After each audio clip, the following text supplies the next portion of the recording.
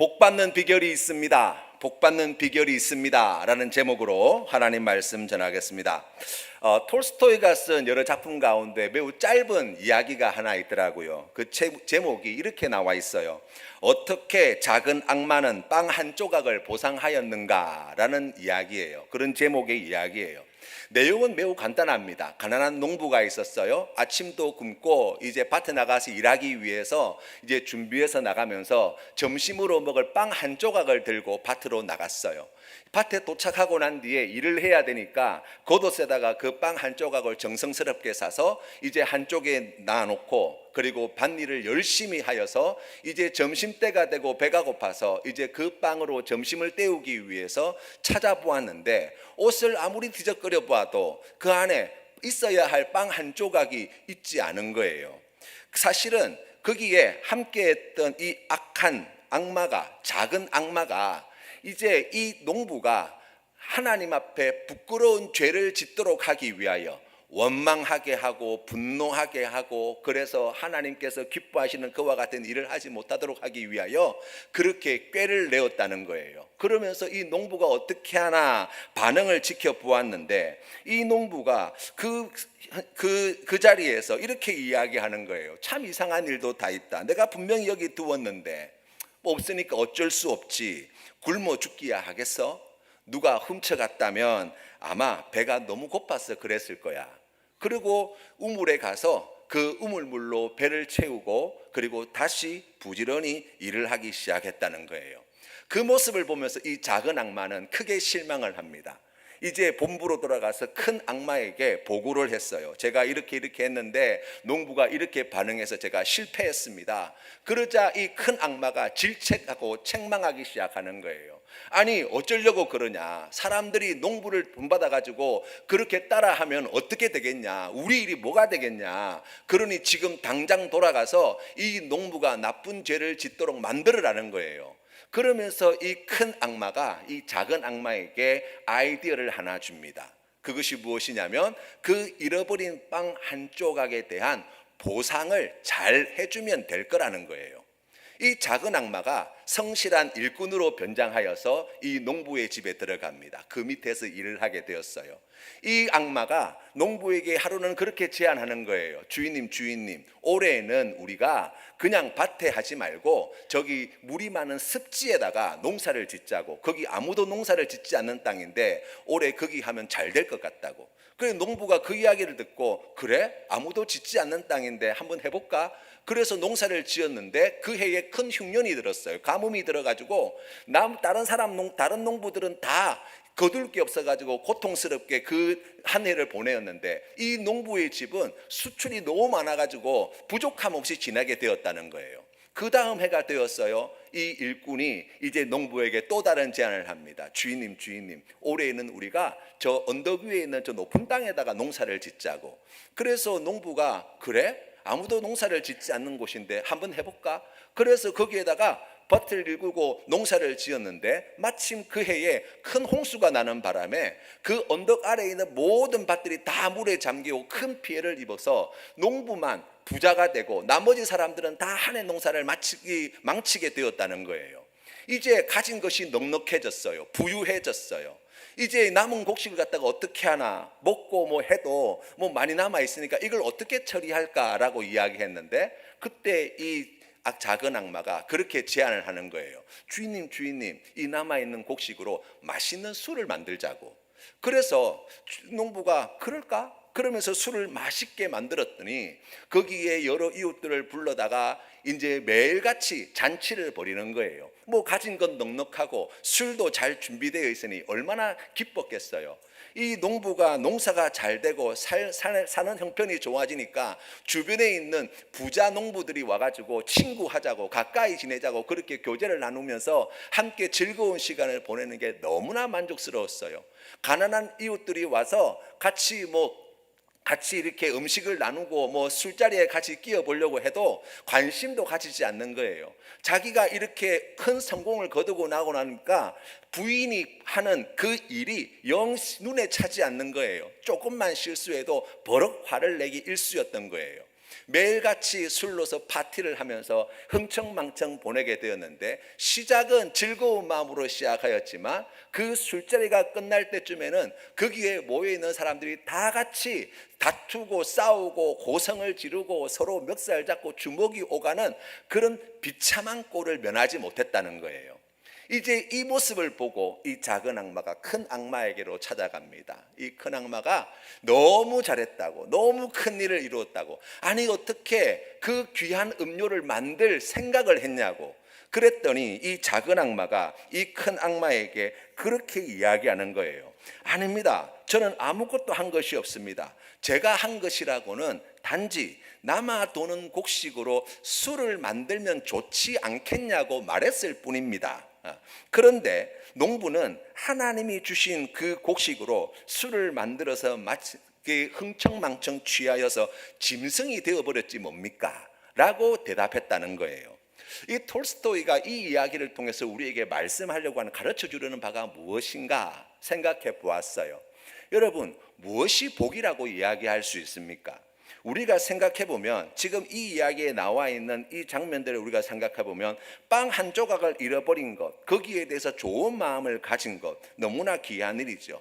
그런데 거기에 대한 보상으로서 얻게 되어진 많은 수확물, 부요함, 그리고 큰 즐거움을 가져다 줄 수 있는 그런 좋은 술을 갖게 되어진 것, 여러분, 그 신분이 예전에 가난한 신분에서 부자로 바뀌어진 것, 이 모든 것들이 어떤 의미에서 본다면 우리가 복이라고 이야기할 수도 있는 것 같아요. 그런데 톨스토이는 그렇게 이야기하지 않아요.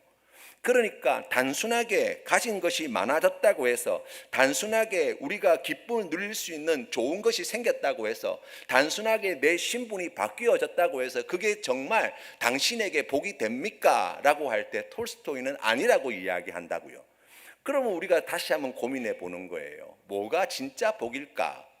많이 가지는 것이 복인가? 건강이 복인가? 일이 잘 되는 것이 복인가? 생각해 보면 우리가 쉽사리 그것이 복이라고 말할 수 없는 이유가 있더라는 거예요. 그게 무엇이냐면, 복이 되기 위해서는 그것이 만들어내는 것이 무엇인가를 보아야만 한다는 거예요. 그러니까 많은 곡식을 가지고 부자가 되어지는 것, 그게 정말 복이 되기 위해서는 그것이 자신의 인생에 무엇을 만들어내느냐가, 우리가 정말 나에게 좋은 것을 만들어 줄 때라야만 비로소 그걸 복이라고 이야기할 수 있고, 만약 그것이 나에게 해로운 것을 만들어 준다면 그것은 오히려 우리에게 저주에 가깝다고 이야기할 수 있다는 거예요. 여러분, 여러분의 신앙의 삶의 자리는 어떻습니까? 우리가 하나님께 구하는 많은 것들이 있어요. 그런데 여러분, 우리가 되었으면 좋겠고 가졌으면 좋겠고 누리고 싶은 많은 것들이 있는데, 우리가 하나님께 복을 달라고 간구하고 기도하는데, 여러분, 우리가 구하는 것이 정말 우리에게 복이 되고 있는가? 라고 생각해 보면 사실 말이 쉽게 떨어지지 않는 것 같아요. 적어도 저는 그렇습니다. 그래서 오늘 우리가 성경 말씀을 통해서 우리에게 진짜 복이 뭐라고 말씀하시는가를 함께 배웠으면 좋겠어요. 첫 번째로 우리에게 복이 되게 하는 비결이 있어요. 그러니까 어떤 것이 우리에게 복이 되도록 만드는 것이 있다고요. 그러니까 이게 나에게 복이라고 말할 수 있는 이유를 갖다가 오늘 성경 말씀에서 찾아보면 제일 먼저 우리가 살펴볼 수 있는 것은, 여러분, 나의 가치를 하나님께서 인정해주고 알아주신다는 것을 받아들이는 거예요. 우리가 오늘 읽은 성경 말씀 3절 말씀을 여러분 한번 봐주시겠습니까? 같이 한번 읽어보겠습니다. 시작. 너희가 내 규례와 계명을 준행하면. 아멘. 여러분, 우리가 하나님의 말씀에 순종하는 것, 여러분, 그것이 얼마나 귀한 거고 가치 있는 것인가 라고 생각해 보면, 여러분, 교회 밖에서 예수 믿지 않는 사람들이 가정에서 가족들을 돌보는 일에 비교해 본다면 어느 정도의 가치를 더 가진다고 이야기할 수 있습니까? 우리가 직장에서, 지금도 직장에 나가서 열심히 일하고 계신 분들의 그 한 시간의 시간과 지금 우리가 주님 앞에 나와서 예배하는 이 시간을 만약 가치를 객관적으로 매긴다면 어떤 것이 더 생산적이라고 이야기할 수 있겠어요? 사실은 우리가 주님 앞에 순종하고 있다는 것, 우리가 주님의 뜻에 따르고 있다는 것, 우리가 주님의 뜻에 복종하는 귀한 삶의 자리, 사실은 생각해 보면 그렇게 남들이 세상에서 하는 가족들을 돌보기 위하여 열심히 수고하는 것, 직장에서 가족들을 먹이기 위하여 노동하고 하는 그 모든 것들과 비교해 본다면 우리가 사실 이 일이 정말 가치 있는 일이다라고 말할 만한 근거는 사실 없어요. 그렇지 않습니까? 얼마 전에 이제 토트넘에서 10년 동안 정말 좋은 선수로 활동했던 손흥민 선수가 이제 LAFC로 이적을 했어요. 이적을 할 때 이적료가 한 360억 정도 되더라고요. 연봉이 한 120억 정도 된대요. 부러우시죠? 여러분, 공을 가지고 운동을 하는 거예요. 축구라는 게임을 잘하는 거예요. 그런데 여러분, 우리가 생각해 보면 공 가지고 정해진 그라운드 안에서 그 공을 갖다가 잘 다루는 이 일이 우리가 직장에서 일하고 수고하는 일보다 그만한 가치를 가지는가? 여러분 어떻습니까? 만약 여러분의 자녀들이 공부 안 하고 밖에서 운동하고 있다면, 공을 차고 있다면, 야, 공부하는 것보다 이 밖에서 운동하는 축구하는 게 훨씬 가치 있는 일이야. 그게 훨씬 중요한 일이야. 라고 말할 수 있는 그런 담력을 가지고 계신 분이 얼마나 계세요? 그렇잖아요. 쓸데없는 짓 한다고 이야기할 거 아니에요. 그러면 여러분 보세요. 손흥민 선수가 축구를 잘한다고 하는 것이 왜 그만한 350억, 60억에 해당하는 이적료를 받고 120억의 연봉을 받을 수 있는 일입니까? 라고 하면 그 일을 가치 있는 것으로 여겨주는 사람들이 많다는 거예요. 누군가가 그것을 가치 있게 여기고 거기에 비용을 지불하기를 선뜻 나서고 그거를 지원해주는 기업들과 협회와 그리고 또 많은 사람들이 그걸 갖다가 기뻐하고 환호해주는 그와 같은 것들이 없다면 사실은 아무것도 아니에요. 그렇죠. 우리가 성경 말씀에 나와 있는 것도 마찬가지예요. 너희가 내 규례와 계명을 준행하면, 여러분 이게 얼마나 대단한 일인데요. 우리가 하나님 말씀에 순종하는 이게 얼마나 큰 일입니까? 사실 뭐 소방 공무원이라든지 경찰 공무원이라든지 아니면은 군인들이 나라를 위해서 헌신하는 것에 비해 본다면 아무것도 아니라고 이야기할 수 있어요. 그런데 여러분, 성경 말씀이 통해서 하나님께서 우리에게 말씀해 주시는 것은 이 일을 우리 하나님께서 매우 가치 있게 여기신다는 거예요. 그것을 인정해 주신다는 거예요. 그것을 알아주신다는 거예요. 여러분, 이것이 우리가 이 땅에서 받아 누리는 가장 큰 복 가운데 하나라고 이야기할 수 있어요. 하나님께서 내 삶을 인정해 주고 계시고 나의 가치를 인정해 주시고 그래서 내가 하는 이 조그만한 일, 별 대수롭지 않은 일이라고 할 수 있는 이 일을 너무나 귀하게 여겨주시고 계시다는 이 사실이 여러분 우리가 하나님의 자녀로서 누릴 수 있는 아주 큰 복이라고 이야기할 수 있습니다. 혹시 여러분 이 자리에 나올 때 뭐 주일이니까 일요일이니까 우리 가족들이 교회 가니까 여기에 그냥 따라 나오신 분들이 혹 계실지 몰라요. 그러나 우리 하나님은 여러분이 이 자리에 앉아 계신 것을 결코 작은 일로 여기지 않으신다고요.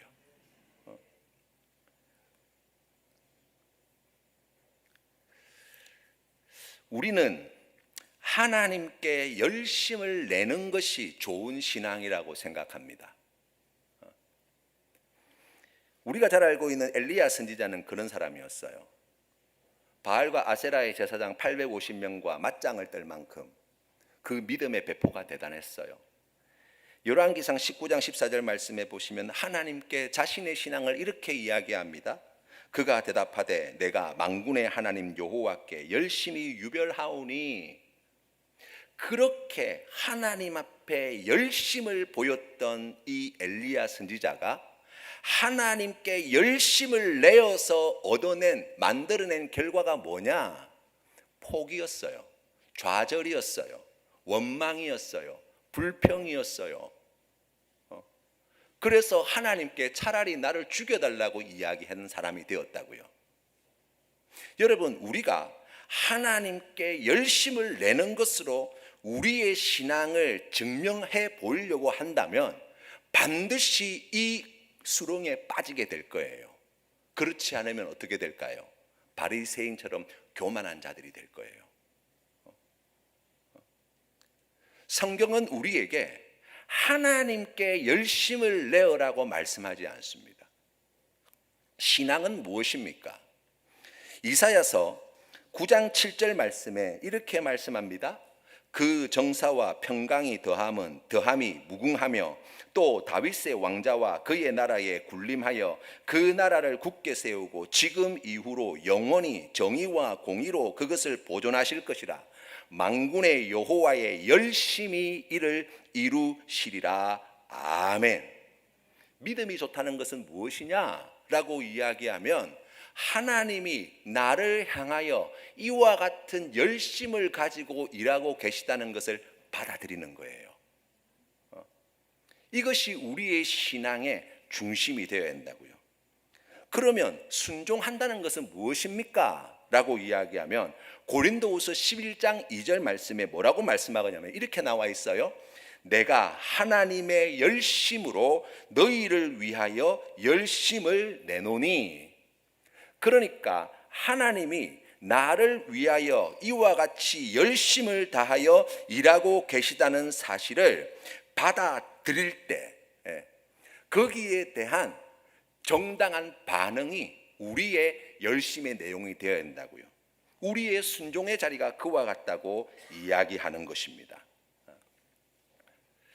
우리 하나님께서 나를 위해서 이와 같이 일하고 계시다는 것, 여러분 이것이 얼마나 복된 일인지 몰라요. 우리가 어떤 선한 것을 만들어내는 사람이 아니라 하나님께서 우리를 위하여 좋은 모든 것을 만들어내시는 분이시고 하나님이 우리를 위하여 그 모든 것을 이루실 열심으로 지금도 신실하게 그 일을 이루어가고 계심을 믿음으로 받아들일 때 우리의 삶의 자리에 무엇이 생긴다고요? 순종하는 마음, 복종하는 삶을 살게 된다고 말씀하시는 거예요.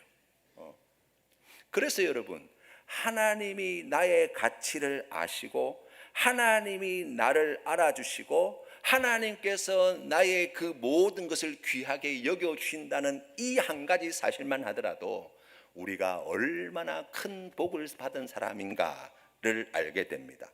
두 번째로 우리가 성경 말씀을 통해서 배우는 것이 있어요. 4절부터 5절까지의 말씀입니다. 같이 한번 읽어보겠습니다. 내가 너희에게 철 따라 비를 주리니 땅은 그 산물을 내고 밭에 나무는 열매를 맺으리라.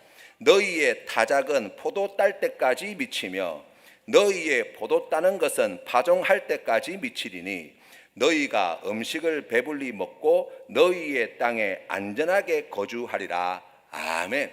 말씀이 마음에 쏙 들지 않습니까? 하나님이 우리 가정에 우리 자녀들에게 이런 복을 주셨으면 좋겠습니다. 우리가 그렇게 생각해요. 그런데 이 말씀을 통해서 하나님께서 우리에게 말씀하시는 뜻이 무엇인가를 좀 살펴봐야 돼요. 그것은 무엇이냐면 이 모든 것이 하나님이 하신 일이라는 것을 아는 것, 이게 복이라고요. 그러니까 비가 올 때 비를 내리시는 분이 하나님이심을 안다는 것, 열심히 수고하였을 때 땅에 산물이 내고 땅이 산물을 내고 나무에 열매가 풍성하게 맺히고 이러한 은혜를 우리가 누리게 될 때 하나님께서 이 모든 것을 주셨다는 것을 아는 것, 이것이 복이라는 거예요. 음식을 배불리 먹을 때 그것이 하나님 덕분임을 아는 것, 이게 복이라는 거예요. 평화로울 때 하나님이 나에게 베푸르신 은혜임을 아는 것, 이게 복이라는 거예요. 사나운 짐승이 없어지고 원수들이 물러가고 큰 승리를 거두게 될 때 이 모든 것이 하나님이 나에게 주신 것임을 아는 것, 이게 우리에게 큰 복이 된다고 말씀하시는 거라고요. 그러니까 우리에게 어떤 좋은 것을 비를 내리고 열매를 많이 맺히고 우리의 원수들이 막 싸워서 승리하고 하는 그 자체가 아니라 그것이 하나님께서 하신 일임을 아는 것, 이것이 우리에게 얼마나 큰 복이 되는 것인가 라고 말씀하고 있다고요. 여러분, 우리가 이 말씀을 가지고 생각해 보면 우리가 오늘 26장 말씀에 보시면 축복과 저주의 말씀이 기록되어 있어요. 3장부터 시작해서 13절까지는 축복의 말씀이 기록되어 있다면 14절부터 시작해서는 저주의 말씀이 나와 있어요. 분량으로 보면요 3대 1이에요. 저주의 말씀이 훨씬 많습니다. 이스라엘의 역사를 이 말씀에 비추어 생각해 보아도 사실 그런 것 같아요. 이스라엘 백성들의 역사 가운데 하나님 앞에 순종하고 하나님 말씀을 잘 따르고 했던 때가 언제인가 생각해 보면 사실 답이 안 나와요. 그런데 하나님을 배신하고 하나님을 대적하고 하나님 앞에 범죄한 게 언제인가라고 이야기하면 그냥 대충 아무 때나 찝으면 다 그때 하나님 앞에 범죄하고 배신하고 떠났던 때라고 이야기할 수 있을 만큼 많은 죄를 저질렀다고요. 그렇다면 여러분 보십시오. 뒤에 나와 있는 이 저주의 말씀 말입니다. 우리 하나님께서 이 말씀을 주신 목적이 있다고요. 이 말씀을 통해서 우리에게 당부하시는 바가 있다는 거예요. 성경 말씀의 내용을 살펴보면 여기에 보시면 여러 징벌, 하나님의 심판과 저주가 나와 있어요. 고통과 공포, 질병, 가뭄과 기근, 적 앞에서 패배하고 전쟁과 짐승과 재앙으로 인하여 죽게 될 것이고 도시와 국가가 파괴될 것이고 이방민족 가운데 흩어지게 될 것이다 라는 것을 하나님께서 모세를 통해서 이스라엘 백성들에게 말씀해 주셨어요. 그런데 이 일이 역사 가운데 어떻게 돼요? 그대로 이루어져요. 이렇게 되어졌다고요. 그러면 여러분, 하나님께서 주신 이 저주의 말씀이 이스라엘 백성들의 역사 가운데 그대로 이루어졌다면 여러분, 우리가 이렇게 생각해 봐야 되지 않겠습니까? 이 백성이 하나님 말씀에 순종하지 않아서 이런 저주를 당했구나. 그러면 우리는 거기에 대한 정당한 응답이 뭐예요? 나도 하나님 말씀에 순종하여서 이런 저주를 피해야 되겠다. 이런 험한 꼴을 보지 않아야 되겠다. 우리는 그렇게 생각하잖아요. 그런데 여러분, 우리의 삶의 현실이 어떠냐고요? 이스라엘 백성들과 다릅니까? 아니라고요. 우리도 여전히 계속해서 실패하고 좌절하고 하나님 앞에 끊임없이 분노하고 원망하고 하나님을 대적하고 기뻐하지 않는 죄악의 길을 걸어갈 때가 얼마나 많냐고요. 그러면 여러분, 우리의 신앙의 현실을 놓고 생각해 보면 축복받을 일이 많습니까? 저주받을 일이 많습니까? 그렇잖아요. 말씀대로라면 하나님께서 우리를 저주하시기 위해서 이 말씀을 주셨습니까? 아니라는 거예요.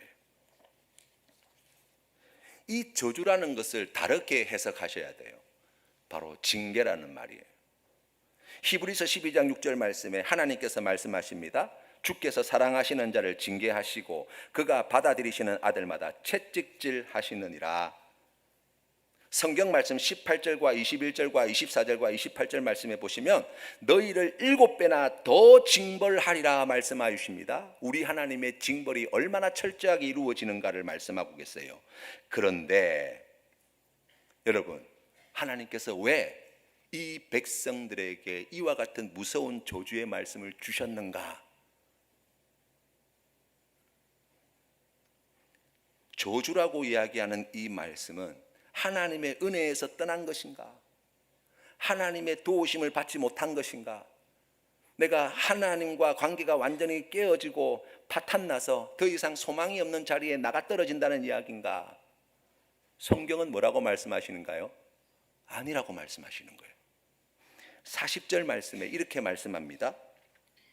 그들이 나를 거스른 잘못으로 자기의 죄악과 그들의 조상의 죄악을 자복하고 또 그들이 내게 대항함으로 나도 그들에게 대항하여 내가 그들을 그들의 원수들의 땅으로 끌어갔음을 깨닫고 그 할례받지 아니한 자들 그들의 마음이 낮아져서 그들의 죄악의 형벌을 기쁘게 받으면, 우리가 하나님 앞에 범죄하게 되어질 때 하나님을 배신하고 떠나서 하나님 말씀에 순종하지 않아서 이와 같은 어려움을 당하게 될 때 이것을 하나님의 징계로 받아들이고 하나님께서 이 일을 통하여서도 여전히 하나님께서 일하고 계심을 받아들일 때 여러분, 이 일이 우리에게 무엇이 될 수 있어요?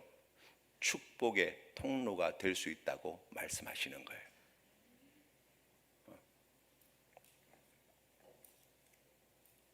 하나님은 순종하는 자에게 복을 주시고 불순종하는 자에게 저주하시는 분이 아니에요.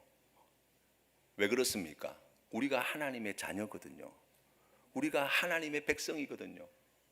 하나님께서는 이 패역한 족속들이 하루빨리 회개하여 하나님께서 기뻐하시는 이 풍성하신 은혜, 이 놀라운 축복을 받아 누리는 하나님의 자녀가 되었으면 좋겠다는 거예요. 그래서 성경 말씀에 나와 있는 것처럼 자신의 잘못을 깨닫도록 하기 위하여 그들의 잘못된 길에서 돌이켜 돌아오도록 하기 위하여 교만했던 그들의 마음이 낮아지기 위하여 하나님께서 내리신 이 징벌이 하나님으로부터 말미암은 것임을 인정하고 기쁜 마음으로 그 징계를 달게 받아 하나님께 회개함으로 다시 순종함으로 돌아오면 우리 하나님께서 어떻게 하신다고요?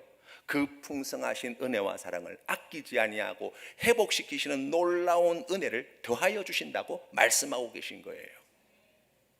여러분, 지금 어려운 삶의 자리에 계신 분이 있을 수 있어요. 감당할 수 없는 무거운 짐을 지고 눈물로서 주님 앞에 통회하고 애통해하는 마음으로 기도하시는 분들이 계실 수 있어요. 내 마음에 무거운 바위 똘덩이와 같은 그 감당할 수 없는 무거운 짐을 어떻게 해결해야 될까 고민하고 계신 분이 계세요. 여러분, 하나님이 우리를 저주하시기 위해 주신 것이 아니에요. 우리를 돌이키시기 위해서이고 이 일을 통하여 하나님의 선하신 뜻을 이루시기 위함이심을 믿으시기를 바랍니다. 그래서 우리가 주님 앞에 나아갈 때 하나님이 이 일이 하나님이 하신 일이라는 것을 받아들일 때, 하나님께서 이 일을 통하여 선하신 일들을 이루어 가심을 믿을 때, 우리가 순종하는 그 귀한 삶을 통해서도 우리가 불순종하여 죄악 가운데 이와 같은 끔찍한 고통스러운 현실 속에서도 여전히 하나님을 신뢰하고 하나님께 소망을 두며 복된 믿음의 길로 나아갈 힘과 용기를 얻게 된다고 말씀하시는 거예요. 세 번째로 우리가 성경 말씀 42절 말씀해 보시면 이렇게 말씀합니다. 내가 야곱과 맺은 내 언약과 이삭과 맺은 내 언약을 기억하며 아브라함과 맺은 내 언약을 기억하고 그 땅을 기억하리라. 아멘. 우리 하나님이 어떤 분이십니까? 자비로우시고 은혜로우시고 노하기를 더디하시고 인자와 진실이 많으신 하나님이십니다.